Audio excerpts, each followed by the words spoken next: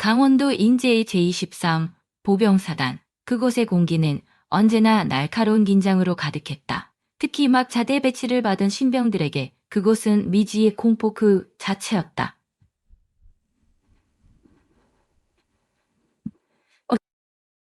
논산 신병교육대를 마치고 23사단 이하의 한 중대로 전입 온 김동현 이병 역시 예외는 아니었다. 군용버스에서 내릴 때까지만 해도 그는 낯선 환경에 대한 두려움과 새로운 시작에 대한 막연한 기대로 가득 찬 조용한 눈빛을 하고 있었다. 하지만 부대 정문 너머를 바라보는 순간 그의 가슴에는 무거운 돌 하나가 얹히는 듯했다. 이곳은 바로 그의 아버지 이재훈 소장이 사단장으로 재직 중인 부대의 한복판이었다. 며칠 전 짧은 휴가 중 아버지와 마주 앉았던 서울 외곽의 관사거실에서 이재훈 소장은 김동현에게 나지막이 말했다. 동현아, 특별한 상황이 아니면 아빠에게 연락하지 마라. 아빠 이름으로 군 생활을 편하게 이겨내려 하지 마. 그게 진짜 군인이 되는 길이다. 그 말은 단순한 당부나 명리 아니었다. 평생을 군인으로 살아온 한 사단장의 무거운 각오처럼 들렸다. 김동현은 아버지의 깊은 눈을 마주하며 천천히 고개를 끄덕였다. 그 순간부터 그는 더 이상 사단장의 아들이 아닌 그저 수많은 신병 중 한 명이자 누군가의 후임인 김동현 이병으로 살아가기로 마음을 굳혔다. 아여녀, 땀냠이 오랜 기절미가 쌌다. 너역의 노발.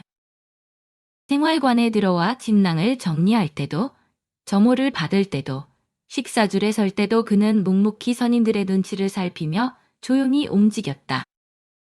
처음 며칠은 그저 잘 지내야 한다는 생각 하나로 버텼지만 시간이 지날수록 삶생활관의 분위기는 묘하게 가라앉아 있음을 느꼈다.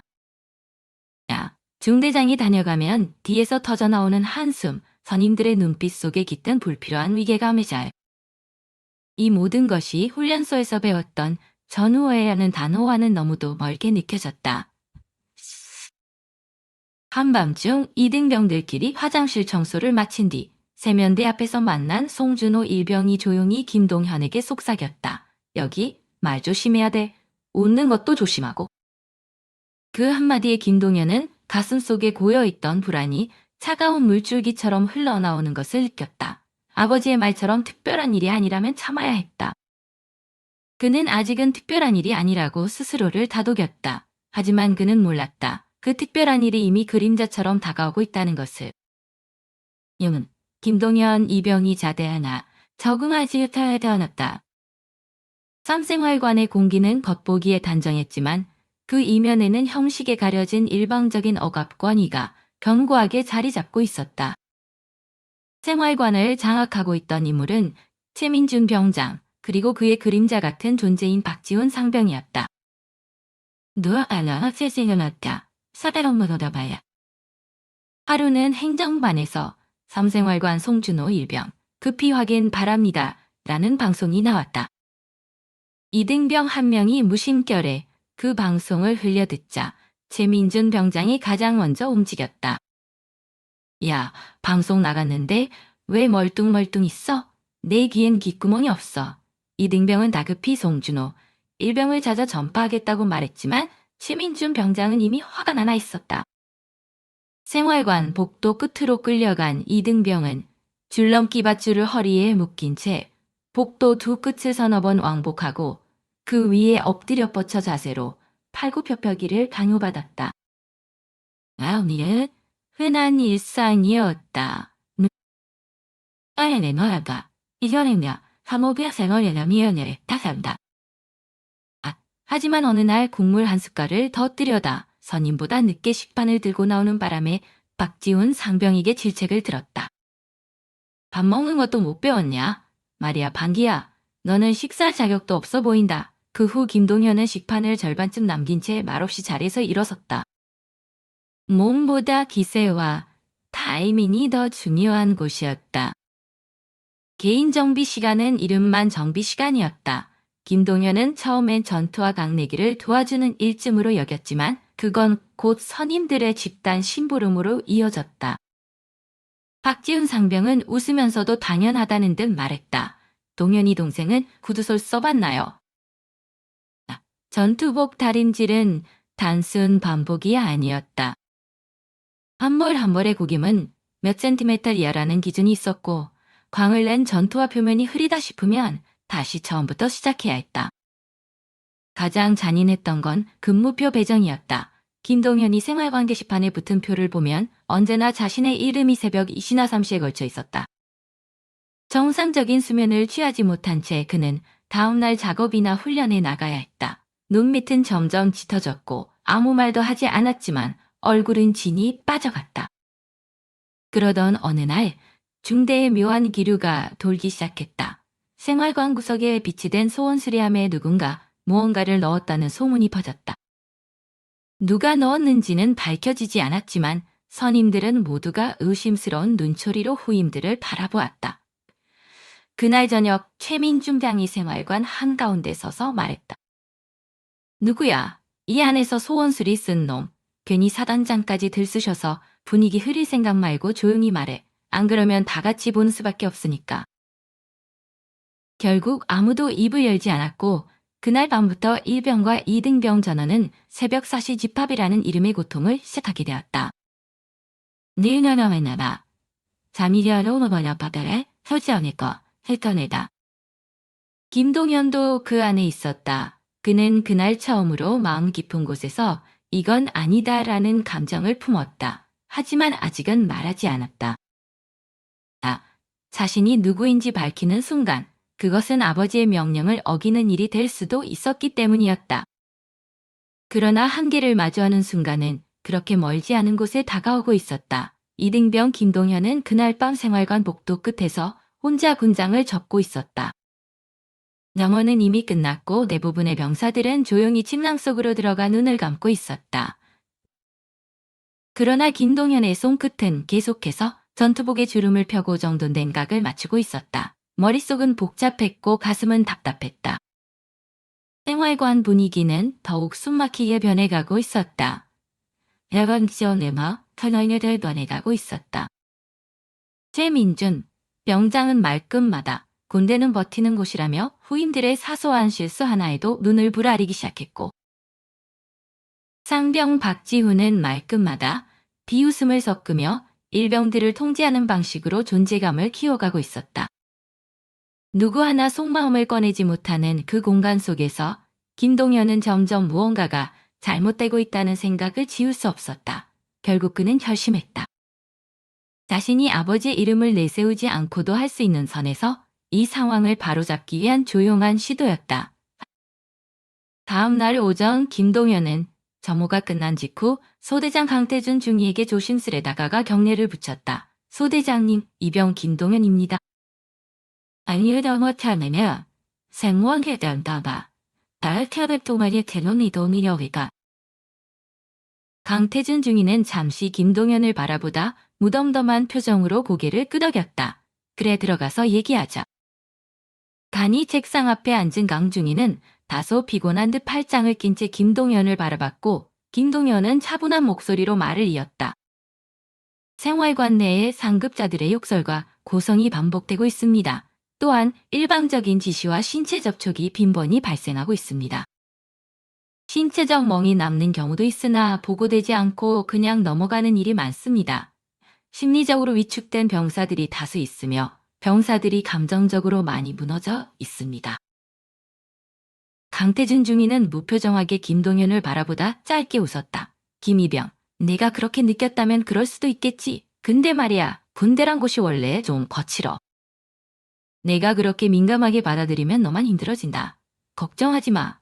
내가 최병장이랑 박상병한테 잘 얘기할게. 김동현은 순간 입술을 다물고 고개를 숙였다. 예, 알겠습니다. 그의 등 뒤에서 들려온 문 닫는 소리는 어쩐지 귀가 아릴 만큼 무겁게 느껴졌다. 그러나 문제는 그 다음부터 시작되었다. 그날 저녁 생활관 복귀 직후였다. 최민준 병장이 다가와 아무렇지 않게 말을 건넸다. 임희병, 오늘 소대장님이 너랑 무슨 얘기 하셨을까? 김동현은 짧게 개인적인 보고였습니다라고만 답했지만 최 병장의 눈빛은 이미 모든 것을 알고 있다는 듯 차갑게 흔들리고 있었다. 그날 밤 김동현은 새벽 근무표를 확인하고 다시 고개를 들었다. 3일 연속으로 이사시 근무가 자신의 이름으로 배정되어 있었다. 원래는 세계조로 돌아가던 근무였지만 그 주간은 김동현이 계속 새벽에 투입되도록 바뀌어 있었다. 이튿날 아침 생활관 청소구역이 재조정되면서 김동현은 홀로 복도 전체와 세면장, 화장실까지 맡게 되었다. 누구도 이유를 설명하지 않았고 그는 묵묵히 걸레를 빨고 변기 안쪽까지 닦아냈다. 그러던 중 체력 단련 시간이 되었다. 김동현이 조용히 구보 준비를 하고 있을 때였다. 박지훈 상병이 일부러 크게 말했다. 야, 김동현 이병, 오늘도 구보 나와주셔서 감사합니다. 군 생활 불편한 점 있으시면 말씀하세요. 선임들이 정성껏 도와드릴게요. 최민준 병장까지 뒤따라 웃음을 섞으며 덧붙였다. 사단장님 아들. 아, 이 정도면 조만간 중대장님이 구보시켜주시는 거 아니야. 나. 구보 중 김동현을 중심으로 병사들이 돌며 의도적으로 큰 소리로 그를 놀리는 장면은 멀리서 바라보던 송준호 일병의 눈에도 분명히 들어왔다. 그날 저녁 김동현은 침낭을 덮으며 한참을 허공으로 천장을 바라봤다. 아직 아무에게도 말하지 않았지만 이대로 두면 누군가는 더 무너질 것 같은 예감이 들고 있었다. 그러니 그날 당황했을 때 송준호 일병의 무단 이탈이라는 형태로 현실이 되었다. 송준호 일병, 김동현에게 그는 그곳에서 유일하게 사람으로 느껴졌던 인물이었다. 누구 하나 입을 열지 않던 생활관에서 송준호 일병은 늘 조용하지만 따뜻한 눈빛으로 김동현을 바라보았다. 김동현이 실수로 군장을 반대로 말아두었을 때 최민준 병장이 눈치를 주며 주변을 정리하라 소리치기 전에 먼저 다가와 말없이 어깨를 톡톡 두드려주던 사람이었다. 김이병, 군장은 머리보다 손이 먼저 외워야 돼. 처음엔 다 틀려. 너무 자책하지 마. 그 말 한마디는 침낭 안에서 김동현의 가슴을 두드리던 첫 위로였다. 송준호는 가끔씩 밤중에도 김동현에게 작은 컵라면을 내밀곤 했다. 혼자만 먹었다고 뭐라 하진 않을 테니까 배고프면 먹어. 그 작은 호의는 당시의 김동현에게 너무 컸고 그가 이 생활관에서 숨을 쉴 수 있도록 해주는 작은 안식처와도 같았다. 하지만 송준호가 그런 사람일수록 최민준 병장과 박지훈 상병의 눈에는 눈의 가시로 비쳤다. 특히 김동현을 감싸주는 모습이 노골화되자 최민준 병장은 송일병을 불러 다그치기 시작했다. 송일병, 너 지금 이등병들이랑 친구 먹자는 거냐? 왜 자꾸 선 없냐? 박지훈 상병도 조용히 웃으며 덧붙였다. 김동현 이병 호두 잘 맞네. 너네 둘이 생활관 하나 더 줄까? 생활관 전체가 조용히 웃음 삼킬 때 송준호는 입을 다물고 허리를 숙인 채 조용히 물걸레를 잡고 있었다. 그러나 조용히 참고 있다는 이유로 그에 대한 가혹함은 더 노골적으로 변해갔다. 분대 집합이 걸리기라도 하면 송준호는 맨 앞에 세워졌고 최민준 병장은 이등병 관리 못한 책임이라며 송준호의 정강이를 신발 앞으로 툭툭 걷어탔다. 몸이 뒤로 휘청거리더라도 그는 항변하지 않았다. 훈련장에서 김동현이 제대로 대답하지 못하면 송준호가 대신 욕설을 듣고 생활관 청소에서 먼지가 발견되면 송준호가 먼저 엎드려 벌을 했다. 그러면서도 그는 늘 조용히 말했다. 그래도 말이야. 누군가는 내 옆에서 있어야 되지 않겠어. 김동현은 그런 송준호 일병을 볼 때마다 마음이 무거워졌고 어떻게든 이 상황을 함께 이겨내고 싶다고 생각했다. 하지만 그건 김동현의 바람일 뿐 송준호의 마음속 무게는 이미 한계를 넘어선 지 오래였다. 어느 날 새벽 김동현은 근무를 마치고 생활관으로 돌아왔지만 송준호의 침낭이 비어있는 걸 알아차렸다. 평소처럼 군장 틀 위에 접어놓았던 수건도 그대로였고 전투복도 잘 개어져 있었다. 송일병 아직 안 들어왔어요. 김동현의 질문에 아무도 대답하지 않았다. 잠시 후 소대장이 직접 생활관으로 들어왔고 송준호 일병이 보이지 않는다는 말에 병사들 모두가 일시집합되었다. 이름을 3번 부른 후에도 송 일병은 나타나지 않았고 부대 전체에 비상이 걸렸다.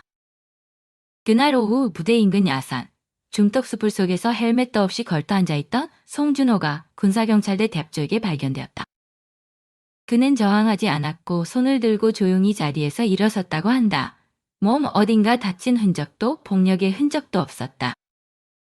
하지만 그의 표정은 싸늘하고 멍한, 마치 모든 것을 놓아버린 사람의 얼굴이었다. 군사경찰대 수사관 한준서가 그에게 이유를 물었다. 송준호는 잠시 뜸을 들인 뒤 조용히 말했다. 그냥 벗어나고 싶었습니다. 이 안에서는 사람이 망가져요. 그 한마디는 조서에 짧게 적혔고 생활관으로 돌아온 김동현은 그 말을 들은 순간 이제는 누군가가 나서야 할 때가 되었다는 걸 온몸으로 느꼈다. 송준호가 무너졌다는 사실은 그 또한 더는 버틸 수 없을 만큼 이 부대의 공기가 사람을 삼키고 있다는 증거였다. 송준호 일병이 야산 중턱에서 발견된 다음 날, 생활관은 그 어느 때보다 조용했다. 그가 사라졌던 그 새벽부터 이등병들의 눈빛은 말을 잃었고 일병들은 입을 굳게 다문 채 고개를 숙이고 움직이고 있었다. 김동현도 마찬가지였다. 세면대 앞에 서서 이를 닦던 중 거울 속에 비친 자신의 눈이 마치 자기 자신을 낯설게 바라보는 타인처럼 느껴졌다. 송 일병이 떠나던 그 밤, 그를 붙잡지 못한 것이 자꾸 가슴에 남았다. 그리고 아침을 먹으러 식당으로 가던 중 그는 생활관 밖 담벼락 옆에 쪼그려 앉아있는 이시훈 이병 등을 바라보다 결국 멈춰섰다. 이제는 더 기다릴 수 없다. 그날 밤 김동현은 정해진 통신 시간에 수신이 제한되지 않은 외부 전화를 이용하여 아버지인 이재훈 소장의 번호를 눌렀다. 한 번, 두 번, 세 번. 통화 연결음은 짧았고 곧바로 조용한 목소리가 들려왔다. 동현이냐? 그 목소리를 들은 순간 김동현은 잠시 입술을 깨물었다. 그리고 깊게 숨을 들이마시고 낮은 목소리로 조용히 말했다. 아버지, 저 김동현입니다. 이 소장은 잠시 말을 멈추더니 조용히 물었다. 무슨 일이냐? 특별한 상황 아니라면 연락하지 말랬지.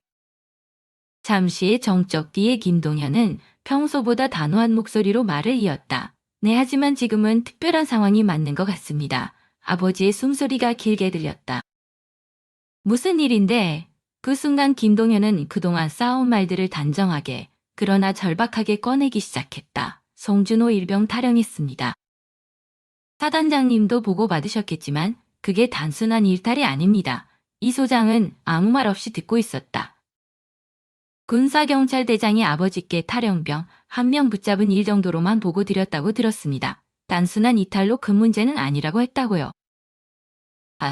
하지만 그건 정말 사실이 아닙니다. 그 사람 그냥 뛰쳐나간 게 아닙니다. 매일 밤 조롱당하고 맞고 감정이 무너진 끝에 조용히 사라진 겁니다. 그 말에 이 소장은 처음으로 숨을 내쉬며 조용히 말했다. 군사경찰대장은 그렇게 보고했지. 생활 부적응자 하나가 일시적으로 무단 이탈했다가 잦은 기대했다. 병사들 간 마찰은 없었고 특별히 징계할 사안은 없다. 그게 보고 내용이었다. 그 말을 들은 김동현은 조용히 눈을 감았다. 그리고 침착하게 다시 말했다. 그 보고는 거짓입니다. 이건 군사경찰대장의 보고에 문제가 있다는 것을 떠나 부대 안에서 벌어지는 실제를 아무도 제대로 들여다보지 않는다는 뜻입니다. 제가 지금 입장을 드러내는 이유는 단 하나입니다. 그냥 탈영병 한 명의 고통으로만 넘기지 말아 주십시오. 제발 진짜 부대 안을 한번 들여다봐 주십시오. 너희 짬의 진정을 젠탈 이어갈리오처럼 세력자무 개헌호대를 내려간다. 그저 책상 위에 놓인 탈영 사건 보고서를 바라보며 그 안에 담기지 않은 또 다른 진실을 조용히 떠올리고 있었다. 그리고 전화를 끊기 전 그는 조용히 말했습니다. 알겨능아, 지자마 본니에 모녀가 있다. 임동현의 전화를 받고 난 뒤 이재훈 소장은 관사로 돌아와 조용히 문을 닫았다. 그날따라 책상 위에 가지런히 정리되어 있던 보고서들이 왠지 전부 종이장에 불과한 듯 보였다. 생활 부적응자, 일시적 무단 이탈, 특별 그토록 명확하게 정리된 표현들 속에는 송준호라는 한 병사의 흔들리는 눈동자도 자기 아들에게서 들려온 그 밤에 떨림도 단 한 줄도 담겨 있지 않았다. 이재훈은 묵직한 손으로 자신의 이마를 짚었다. 군인이 된 이후 그는 수많은 보고를 받아왔고 수십 년간 각종 비상 상황을 점검해왔지만 지금처럼 보고서에 담기지 않은 냄새가 코끝을 찌른 적은 없었다. 이런 상황에서 제대로 된 보고를 바라는 것 자체가 착각이겠지? 그는 자리에서 일어나 창가에 섰다. 창밖 운동장에서는 다른 부대의 병사들이 제식 훈련을 받고 있었고 소리 없이 총검술 구령이 울려 퍼지고 있었다. 하지만 그 모습 또한 마치 무대 위 연기처럼 건조하고 인위적으로 느껴졌다. 필터 없이, 가감 없이 누구의 눈치도 보지 않고 부대 안을 들여다보려면 무엇을 해야 할까? 그는 책상 서랍을 열었다. 그 안에는 최종 결제한 BX 계약 서류 사본과 납품업체 리스트가 정리되어 있었다. 문득 한 가지 아이디어가 떠올랐다. 납품 차량. 그래, 그거라면 자연스럽게 들어갈 수 있겠군. 이 소장은 곧바로 23사단 지원과장을 불러 정기 납품 차량 스케줄을 확인하게 했고 이번 주말 이전호 동무려 닉슨의 수 이수복 시제로 경코로그려로 타야다르치 물론 납품 업체의 확인이 필요한 부분이라 확답할 수는 없었다.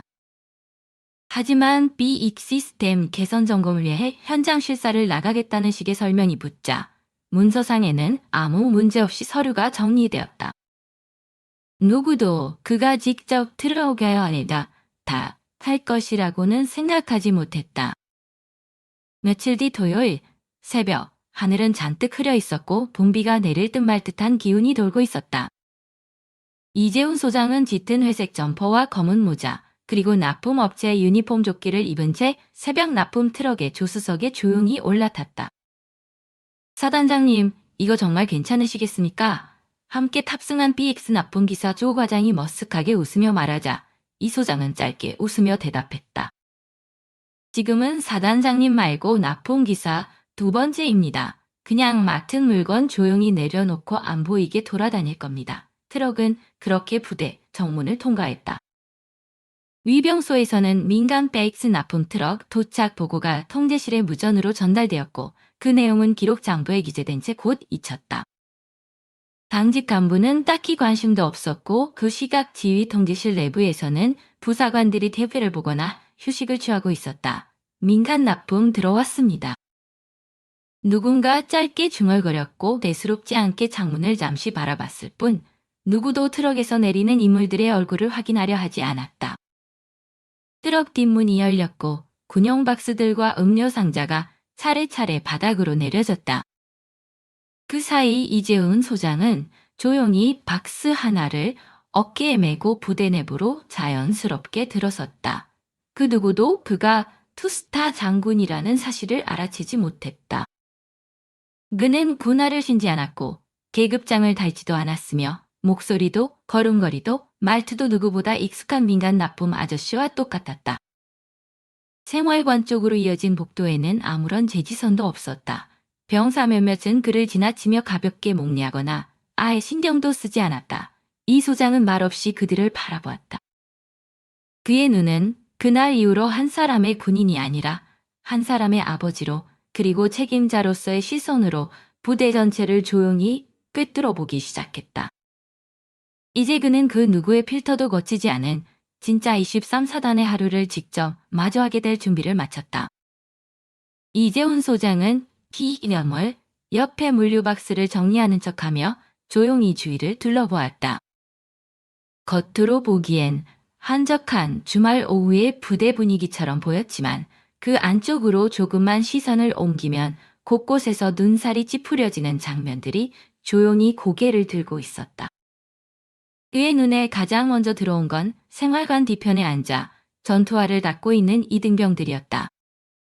5명 남짓한 병사들이 반쯤 쪼그려 앉은 자세로 전투화를 무릎 위에 올려놓고 강약과 소를 번갈아 사용하는 모습이 어디선가 본 적 있는 공장의 조립공정 같기도 했다. 그들은 말을 거의 하지 않았고 그중 한 병사는 집중하느라 고개를 바짝 숙인 채 두 손가락 사이에 낀 융천을 꾹꾹 누르며 신발 표면을 밀고 있었다. 하도 문지른 탓인지 손등은 벌겋게 달아 있었고 장갑을 낀 손에도 약품 냄새가 은은히 퍼졌다. 바로 옆에는 전투화가 가지런히 정렬된 박스가 두 줄 놓여 있었고 그 위에 각 잡힌 전투화는 마치 상품처럼 번쩍이는 광택을 내고 있었다. 하지만 이재훈 소장의 눈에는 그 반짝임보다 그걸 만든 이들의 말라붙은 입술과 굽은 어깨가 더 선명하게 들어왔다. 잠시 그곳을 지나 연병장 쪽으로 향하자 축구를 하는 병장들과 상병들의 고함 소리가 들려왔다. 운동장에는 이미 작은 응원과 웃음소리도 있었고 그 분위기만 보면 마치 자유로운 주말 체육 활동 같아 보였다. 하지만 그 옆 구석 빨간 조끼를 입은 이등병 한 명이 끊임없이 공을 줍고 있었고 또 다른 병사는 병사들 사이를 오가며 물병을 연달아 전달하고 있었다. 그들은 조용히 뛰고 있었고 방금 전 공을 주었던 병사는 운동장 끝까지 달려갔다가 돌아오는 길에 풀썩 주저앉을 뻔하다가 다시 자세를 바로 세웠다. 그 모습을 멀찍이서 지켜보던 이재훈 소장은 눈살을 살짝 찌푸렸다. 이등병에게 지원이라기보다는 시중이라는 말이 더 어울릴 정도로 사소하고 반복적인 심부름이 이어지고 있었던 것이다. 그는 곧 생활관 쪽으로 방향을 틀었다. 낡은 복도 위에 햇빛이 비스듬히 들어오고 있었고 그 빛 사이로 땀이 식어 굳은 얼룩이 바닥에 남아있는 것이 보였다. 생활관 뒤편 세탁실 근처에서는 한 이등병이 무거운 세탁 바구니를 두 팔로 껴안은 채 빨래를 연달아 세탁기에 집어넣고 있었다. 그 수량은 도저히 한 사람의 것이 아닌 듯했고 접혀있는 전투복에는 다른 병사들의 이름표가 섞여 있었다. 이것도 오늘 너 손번이지. 다 돌려놔. 5명 분량 다 되게. 안쪽에서 상병 한 명이 짜증 섞인 목소리로 말했고 세탁기 안에서 물이 돌아가는 소음과 섞여 생활관 복도엔 묘한 긴장감이 흘렀다. 이재훈 소장은 발소리를 죽인 채 그 공간을 조용히 지나쳤다. 그리고 생활관 창문 너머로 시선을 옮겼다. 그 안에서는 한 병장이 의자에 앉은 채 전투복을 접고 있었고 그 옆에서는 일병 둘이 벽을 등진 채 말없이 앉아 있었다.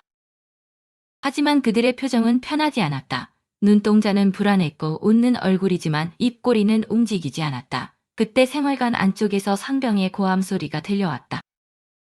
이끼 몇 번을 말해야 알아듣냐? 귀에 뭐가 들어간 거야? 김동현 이병 놀러 오셨나?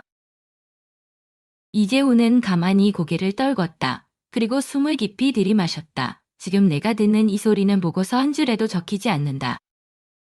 그는 발걸음을 멈춘 채 몇 초간 조용히 그 자리에 서 있었다. 창문 안의 병사들은 생활관이라는 공간 안에 갇혀서 말듯이 눈빛으로 하루를 견디고 있었다.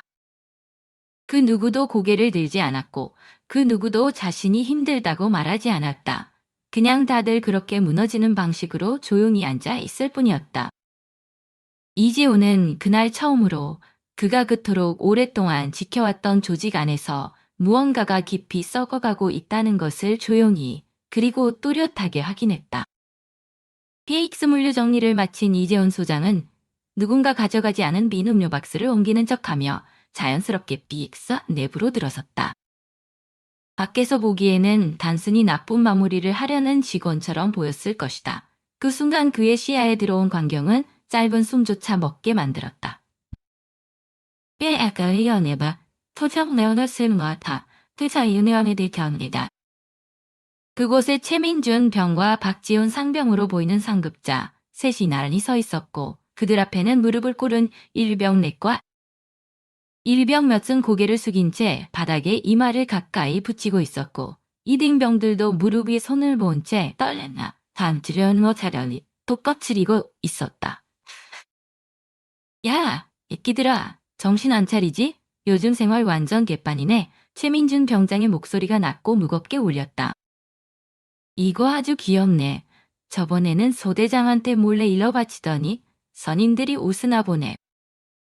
서 있던 박지훈 상병이 비웃듯 말하며 줄 맨 앞에 있던 병사에게 다가가더니 왼손으로 턱을 툭 치며 고개를 들게 했다. 그 병사 김동현. 고개를 든 김동현은 그대로 박지훈 상병의 오른손에 뺨을 맞았다.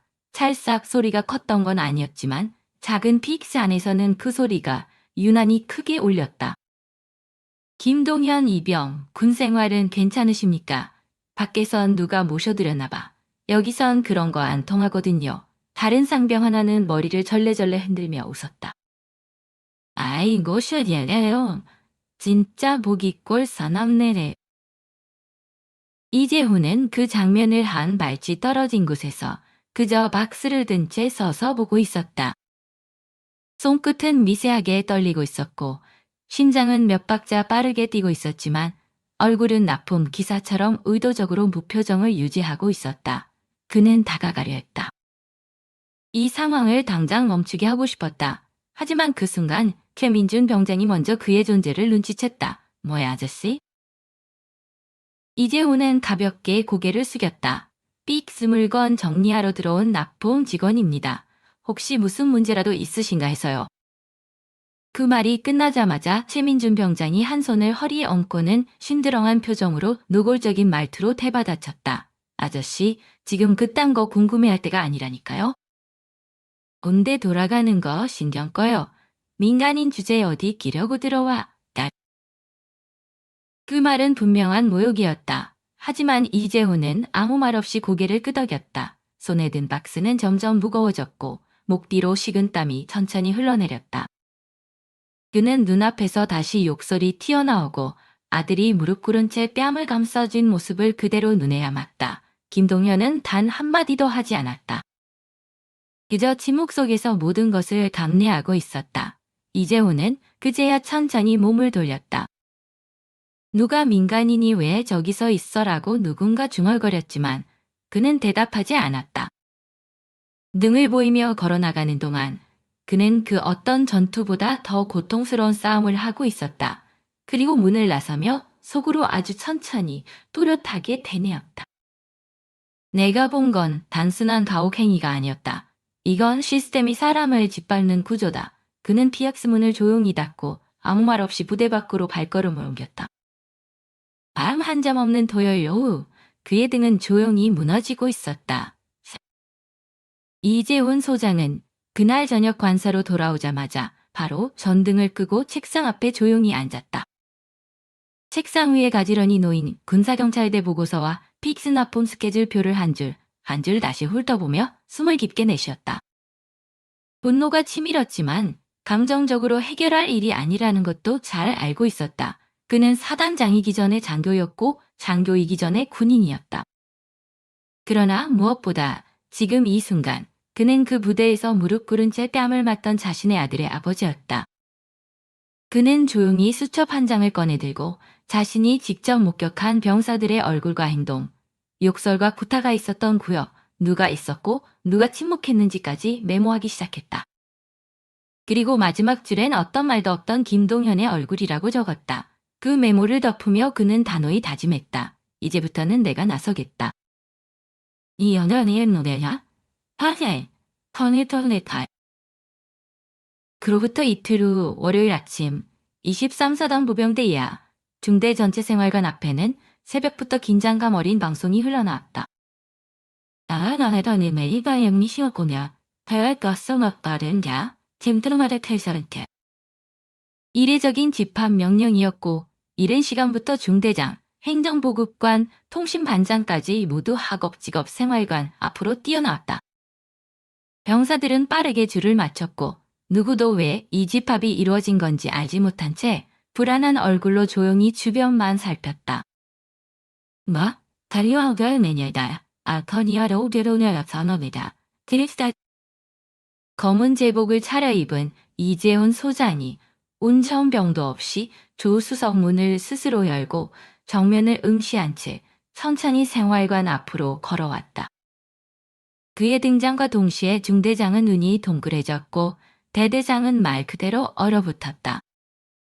몇몇 병사들 사이에서는 숨죽인 탄성이 흘렀고 어제 픽스에서 이 소장을 마주쳤던 최민준 병장과 박지훈 상병의 눈은 점점 커지며 혼란스러운 충격으로 번졌다. 설마.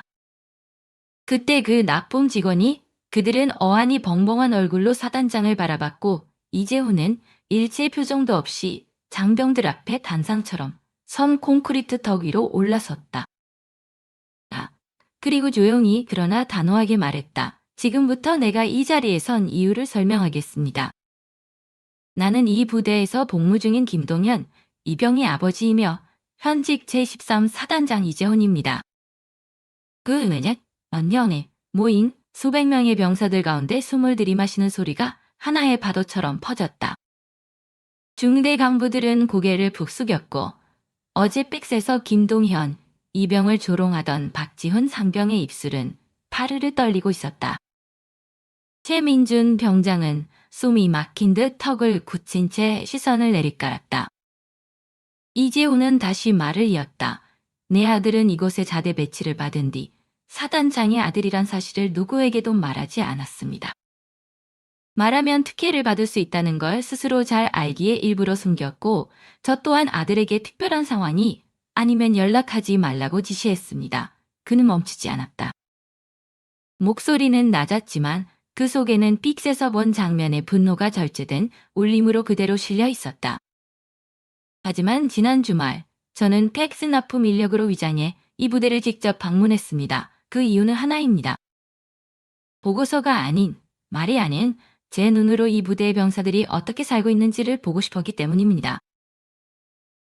그는 멈칫하고 주변을 돌아봤다. 그 순간 줄 맞춰 선 김동현 이병과 아버지의 시선이 처음으로 조용히 마주쳤다. 김동현은 아무 말도 하지 않았다.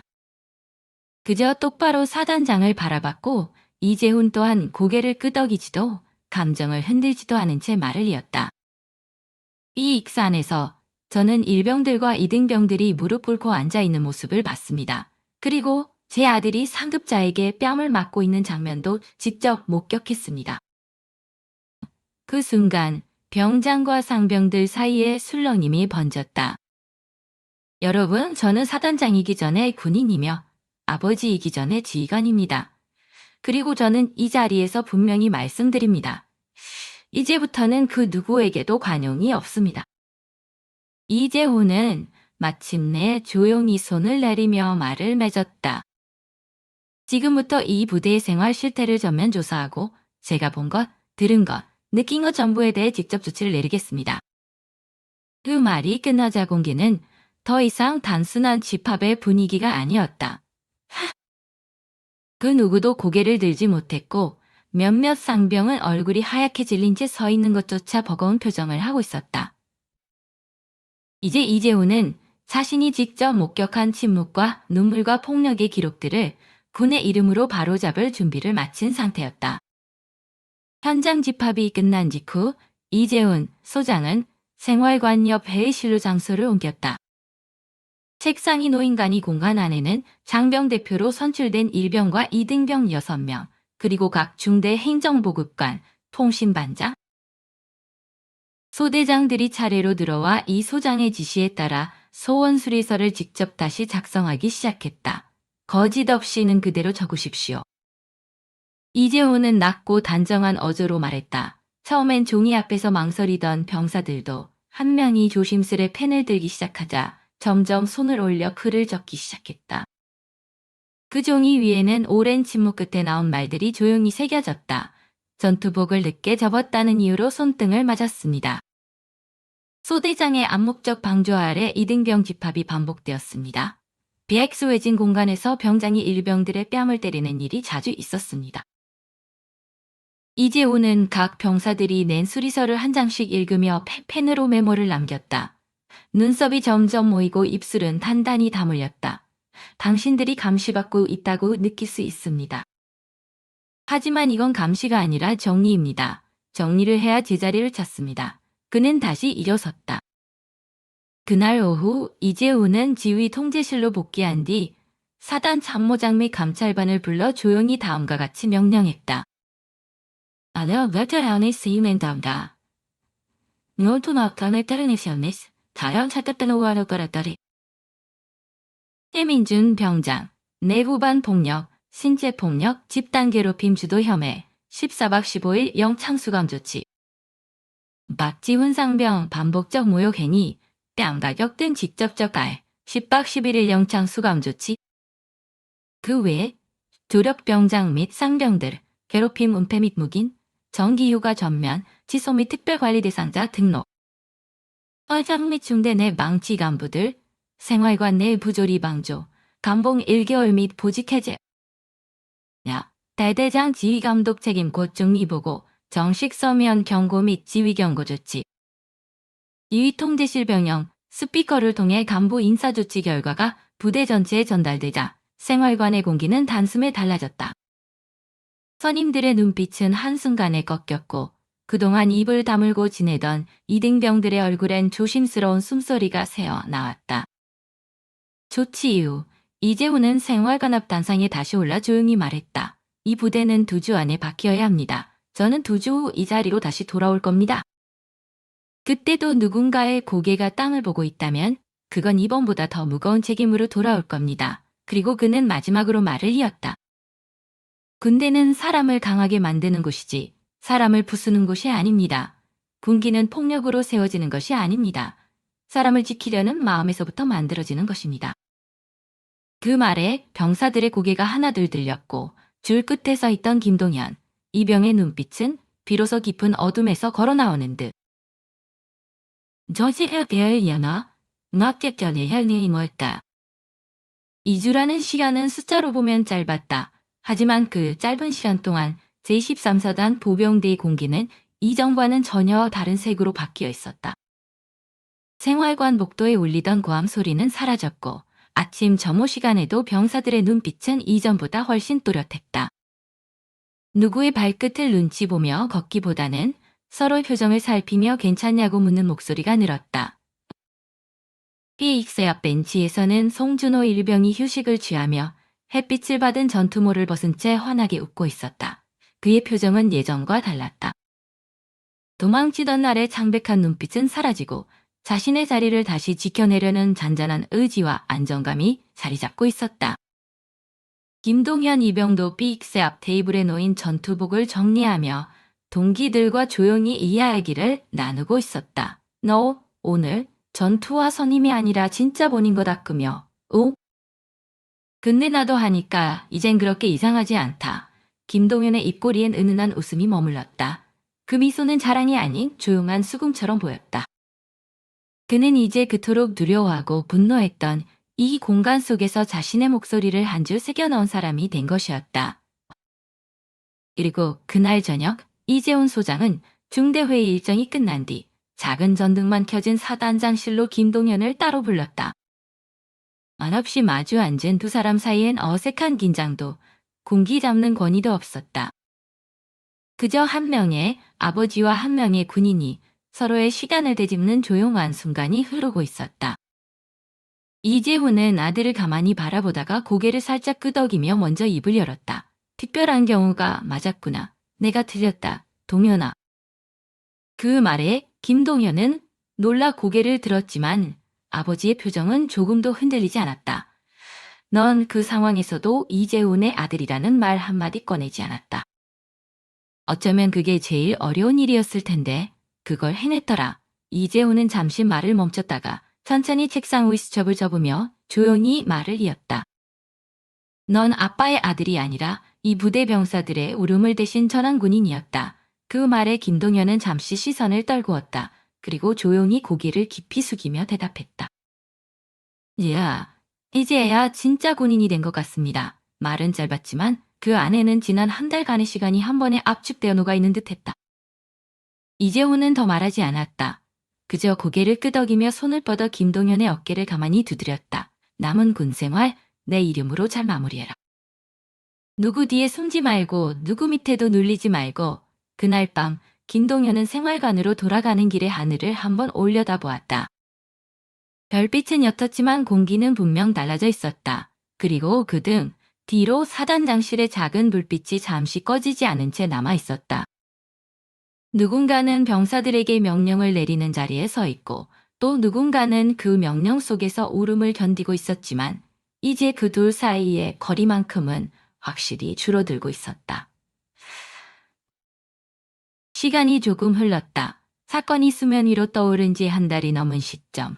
이재훈 소장은 어느새 다시 사단 순시 일정을 조용히 시작하고 있었다. 그는 이번에도 형식적인 시차를 거부했다.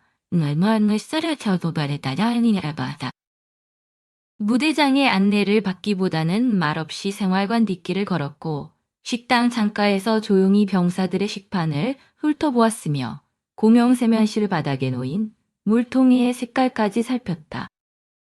누구도 그를 환영하지 않았지만 누구도 그가 낯설지 않았다. 그는 더 이상 보고받는 사단장이 아니라 병사들이 하루를 버티는 자리에 직접 서본 사람이었다. 이 소장은 내부 회의에서도 말을 아꼈다. 단호한 한마디로 군기교육의 틀을 바꾸었고 훈육이라는 명목 아래 반복되던 침묵의 관습들을 차례차례 창비했다. 그리고 무엇보다도 자신의 아들 김동현에게조차 예외와 보호라는 이름을 허락하지 않았다. 개혁은 가장 가까운 곳에서부터 시작된다. 그는 그렇게 말하며 김동현의 이름을 감싸지 않았고 대신 그 이름이 스스로 서게 만들었다. 한때 그가 직접 목격했던 별 유명한 선호보랑 저하래라 놓아돌고 있다. 그들이 하나둘 자신의 이름으로 웃고 걸어가는 모습을 그는 조용히 지켜보며 행정 기록이 아닌 사람의 변화를 확인했다. 이 이야기는 말한다. 군기란 사람을 짓누르고 굴복시키는 데서 비롯되지 않습니다. 그 어느 한 사람의 이름이 크다고 생겨나는 것도 아니고 계급이 높다고 해서 저절로 우러나오는 것도 아닙니다. 그리고 군대는 사람을 강하게 만드는 곳이지 사람을 부수는 곳이어서는 안 됩니다.